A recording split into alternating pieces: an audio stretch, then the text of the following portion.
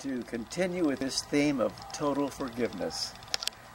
When Joseph Tson said what he did to me years ago, I had no idea what would be in store. But the blessing on my life as a result of that is incalculable. And what happened to me can happen to you, because chances are you too have a story to tell. I think one or two clarifications would be in order. First of all, total forgiveness is not necessarily reconciliation. This is where some people get hung up. They think, well, unless I can reconcile, I can't forgive. Big mistake. There are times when reconciliation wouldn't even be desirable. For example, if your best friend sleeps with your spouse, you forgive them. Totally. But it doesn't mean you go on holiday with them. Chances are this would be a mistake. You can never go back. Or take a person that is accused of being a child molester, and if indeed he has been that, you forgive a person like that, but you're very careful what responsibilities that you give to them in a church and so forth. So you always have to use common sense. Total forgiveness is not necessarily reconciliation, sometimes very undesirable. But I would say this, if you're one of those who has said, people talk about miracles, I've never seen a miracle, I've never seen deaf ears unstopped, I've never seen the blind receive their sight.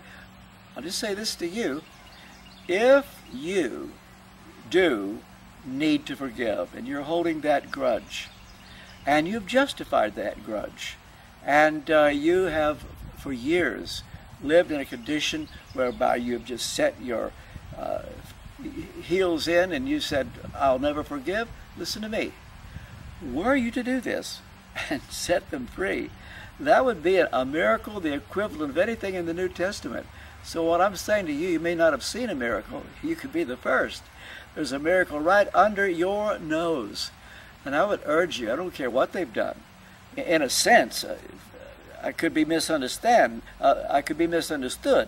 in what I'm going to say right now, but in a sense, the worse, the better, because the worse they were, or the greater the injustice, the deeper the hurt, the greater the blessing for you if you can forgive that. Because the greater the suffering, the greater the anointing, the greater the blessing. And so I would urge you to climb down, set them free. And the goal would be that you never tell anybody what they did. That's how you know you've done it. You would never let them be afraid of you, never intimidate. Don't even say anything or do anything that you hope they're nervous around you. No, Jesus would put everyone at ease. Let them save face. Don't let them feel guilty. Don't remind them of what they did. Put it behind you totally. And when you let them save face, that means instead of rubbing their noses in it, you set them free and, if anything, cover for them. Protect them from their darkest secret.